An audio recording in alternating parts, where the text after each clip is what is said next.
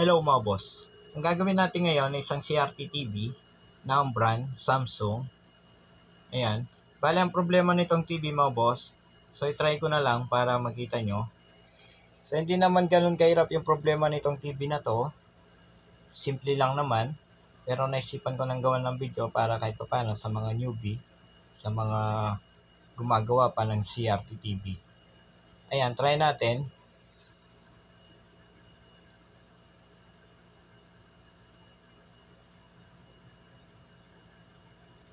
Ayan mga boss, kung papansin ninyo, nagpa-power on naman tong TV. Meron namang display. So, ilipat ko lang sa may signal. Ayan. Ayan mga boss. So, kung titignan natin tong TV mga boss, parang wala naman problema. Pero kung papansin ninyong mabuti, meron problema yan. Ayan. So, yan bale ang problema nitong TV. Yan bale yung pinapaayos ng customer. Ganon din dito sa itaas, meron ding kulay itim, ayan. Pero mas malaki yung itim dito sa ibaba. So, yan yung ayusin natin ngayon. So, madali lang to. Sa mga baguhan dyan, panoorin nyo tong video natin hanggang matapos. So, bago natin buksan tong TV, sa mga hindi pa pala nakasubscribe, huwag nyo sanang kalimutan mag-subscribe at pag-ipindot na notification bell para sa susunod na upload na gagawin natin, ma-notify kayo.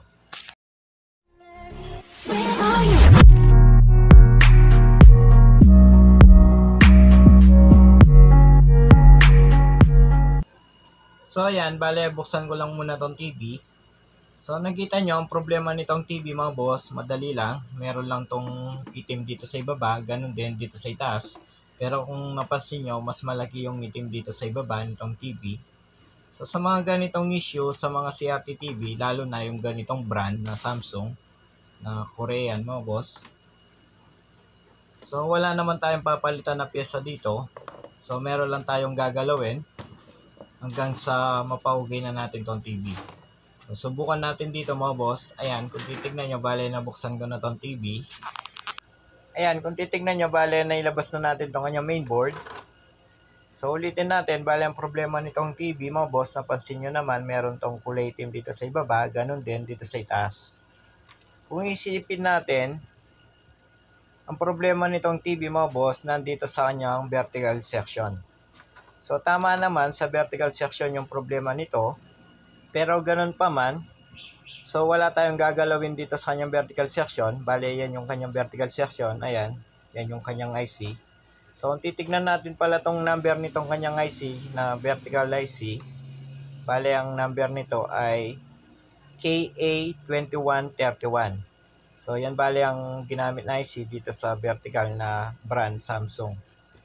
So, wala tayong gagalawin dyan mga boss, pati mga kapasitor, wala tayong papalitan dyan. Bale, ito yung mga madalas na nagiging problema, yung kapasitor na yan na 100 UF by 50 volts. Madalas, yan yung pinapalitan kapag ganyan yung problema ng isang TV. Pero this time mga boss, yun na nga, sabi ko nga, wala tayong papalitan na parts dito sa yung vertical section. Ni isa dyan mga boss. Bale, ang gagawin lang natin dito para mapayos natin, ayan, kung titignan nyo, kung papansinin nyo tong kanyang mainboard, kung napapansin nyo, meron tayong nakikita dito na trimmer. Ayan mga boss, bale ito yung mga sinasabi kong trimmer, ayan. Yung kulay dilaw na yan. Diyan so nakikita natin na apat na trimmer na yan mga boss. Meron tayong isang gagalawin dyan, so i-check ko lang muna.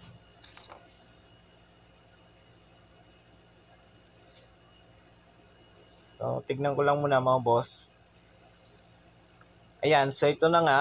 Kung titignan nyo tong kanyang board, meron tong nakasulat na BR301. Bale, yung trimmer na yan mga boss na code ay BR301 dito sa kanyang board. So, yan lang bale yung adjust natin or gagalawin natin hanggang sa mapatino natin yung TV. So, matanggal natin yung kulay itim dito sa ibaba, ganun din dito sa itaas. Bale, i-adjust lang natin yan. So, try natin. Ayan, lagyan ko lang muna ng antena.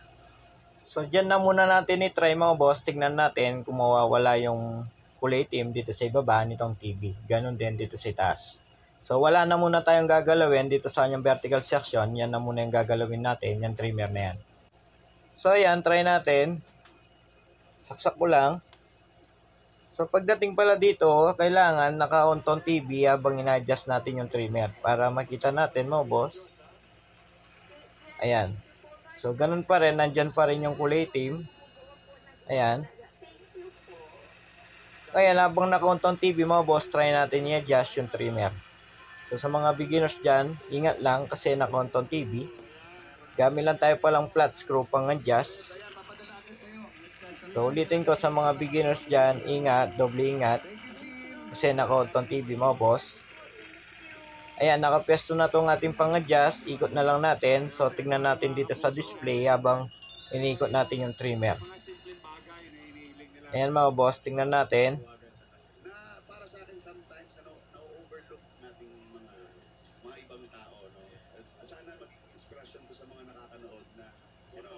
So ikot ko na mga boss, pansinin nyo.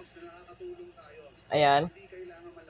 So kung napansin nyo, nawala yung kulay itim dito sa ibaba. Pagdating naman pala sa pag-ikot natin dito sa trimmer, daan-daan lang. Huwag yung puwersa kasi hindi naman ganun katibay yung mga trimmer mga boss. So alalayan lang natin sa pag-ikot. Ayan, kung titignan nyo, bale nawala na yung kulay itim. So yun lang bale yung ginalaw natin. Ayan, yung trimmer na yan na meron code dito sa kanyang board 301. So okay na to mga boss. Bale yun lang yung gagawin natin sa mga CRT TV ng brand. Ganito ay Samsung. So meron adjustment yan sa vertical. So try natin i-off. Tapos buksan ulit natin. So tignan natin kung hindi na ba. Ayan, kung titignan nyo, hindi na bumalik mo boss. Normal pa rin yung kanyang display.